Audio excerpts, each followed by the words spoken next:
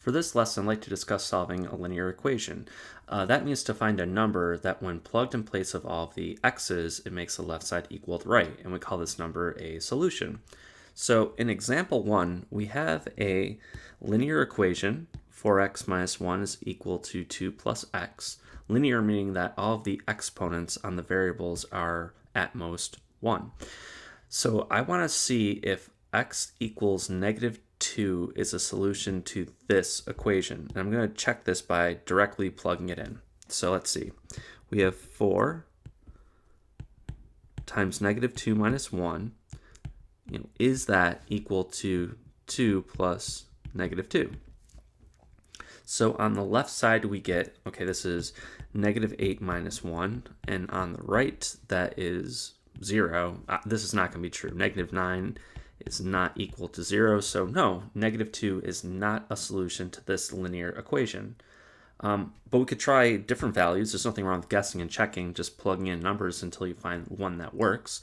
So is 1 a solution to this equation? And we take the same approach. I'll take the equation and put 1 into all of the x's.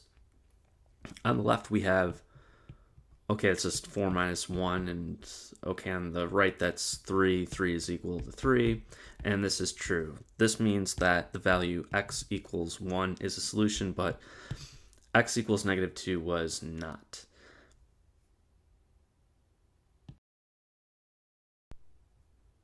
Instead of taking a guess and check approach like in example 1, there are several properties that we can use that I've listed out here that will make solving an equation become something very systematic.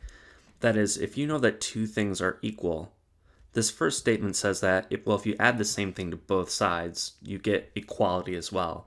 You can also subtract the same amount from both sides. And the same thing will work for multiplication and division as well. If A is equal to B, then if I multiply both sides by C, I should still have that the left side is equal to the right side.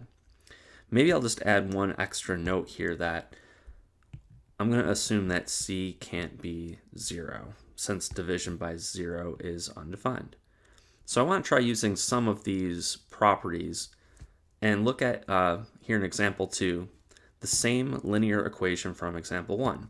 So I want to show that 4x minus 1 equals 2 plus x has a solution, but I don't want to guess to get the answer.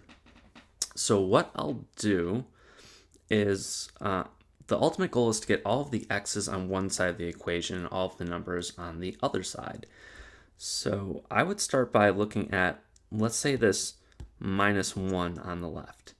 If I add 1 to both sides, it'll cancel it on the left and move it over to the right. So below here, I'm going to put plus 1, plus 1. And this means I'm using this property. I'm adding the same amount to both sides of my equation. When I do this, I get 4x, the negative 1 plus 1 cancel, and on the right I get 3 plus x. So next, okay, I want to move all of the x's, let's say, to the left side of this equation. So in this case, I'm going to subtract the same amount from both sides. I'm going to subtract 1x from both sides of this equation. When I do that, I get 3x on the left is equal to 3 on the right. And here I was using this property. I was decreasing both sides of the equation by the same amount. The last thing to do here is to get x by itself. And here there's a 3 in front of it. I know if I divide both sides by 3, it'll cancel on the left, leave me with just x. So to do that, I'll take the left side divided by 3, make sure to do the same thing to the right side, and when all is said and done, I get x is equal to 1, which we saw was the solution from example 1. So for this very last step, I used this final property. I took 3, I divided it to both sides of my equation. My resulting equation was x equals 1.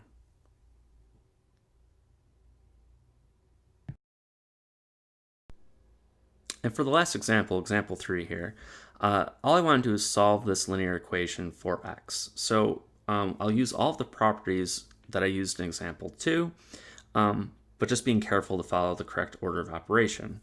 So as I look through this entire equation, I see I can use the distributive property on both sides. So before I start adding and subtracting things from the left and the right side, I want to make sure that all of the parentheses are gone.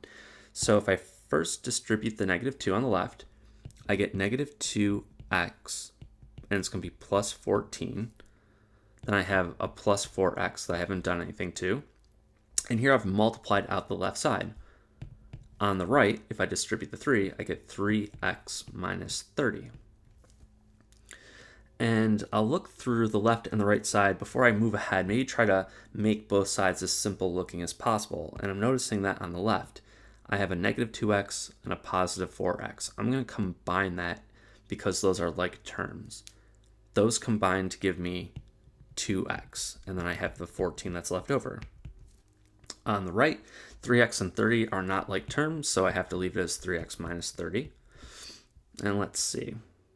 I think I'll take the same approach as an example 2, where I'm going to move all of the x's to the left side, all of the numbers to the right. You could do it the opposite way, but all right, for this step, I'm going to subtract 3x from both sides.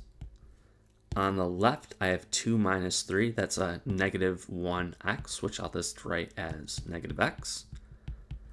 And then all that's left over is 14. And then on the other side, I have -30. Okay, so the last thing I need to do in terms of getting rid of the 14 is subtract it from both sides.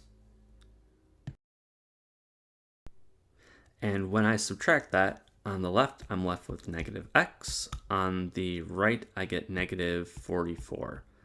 And here I'm really close. I have -x is equal to -44, but I really just want x is equal to some number. So at this step, you could either just multiply or divide both sides by -1. I think I'll choose to divide both sides. I'll write it as -1. Because if I divide a negative by a negative on the left, it's going to give me a positive, just leaving me with x. And the same thing happens on the right. -44 divided by -1 is positive 44. So this is the answer to my original equation. We could go back, plug it in place of all the x's just to make sure that the left side is equal to the right, but I think for this example, this is enough.